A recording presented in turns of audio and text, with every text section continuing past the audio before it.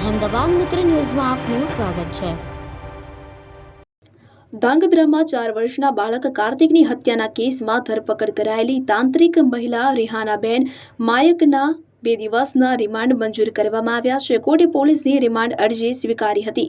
આ કેસમાં પુનિતનગર વિસ્તારના એક પરિવારને 4 દીકરીઓ હોવાથી પુત્ર પ્રાપ્તિ માટે રેહાનાબેન માયક પાસેથી બાધા લીધી હતી। રેહાનાબેન પોતાની માતાજીના ભુવા ગણાવતા હતા। પુત્ર કાર્તિકનો જન્મ થયા બાદ રેહાનાબેને પરિવાર પાસે પશુ બલિની માંગણી કરી હતી, જેના કારણે બંને વચ્ચે માથાકૂટ થઈ હતી। ગત 2 એપ્રિલના રોજ પરિવારનો એકમાત્ર પુત્ર કાર્તિક અચાનક ગુમ થઈ ગયો હતો। શોધખોળ દરમિયાન કાર્તિકનો મૃતદેહ રેહાનાબેન માયકના ઘરમાં આવેલા પાણીના ટાંકામાંથી મળી આવ્યો હતો। આ ઘટના બાદ હત્યાની શંકાના આધારે ગુનો નોંધવામાં આવ્યો હતો। પોલીસે રેહાનાબેન માયક વિરુદ્ધ હત્યાને કાળા જાદુનો ગુનો નોંધી તાત્કાલિક ધરપકડ કરી હતી।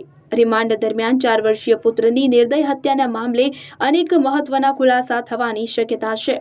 ઉલ્લેખનીય છે કે પશુ બલિ આપવી અથવા તેની માંગણી કરવી કાયદેસર ગુનો છે। તેમ છતાં કેટલાક સ્થળોએ અને અશિક્ષિત પરિવારોમાં અંધશ્રદ્ધાના નામે આ પ્રથા હજુ પણ પ્રચલિત છે। આ પ્રકરણમાં પણ પશુ બલિ જ હત્યાનું કારણભૂત હોવાનું સામે આવ્યું છે, જેનાથી તાંત્રિક મહિલા અગાઉ પણ આવા ગુનાઓમાં સંડોવાયેલી હોવાની શક્યતા છે। અહેમદાબાદ મિત્ર ન્યૂઝની યુટ્યુબ ચેનલને સબસ્ક્રાઇબ કરો અને બેલ આઇકોન જરૂરથી દબાવો, જેથી દરેક મહત્વના વિડીયોની નોટિફિકેશન તમને મળતી રહે।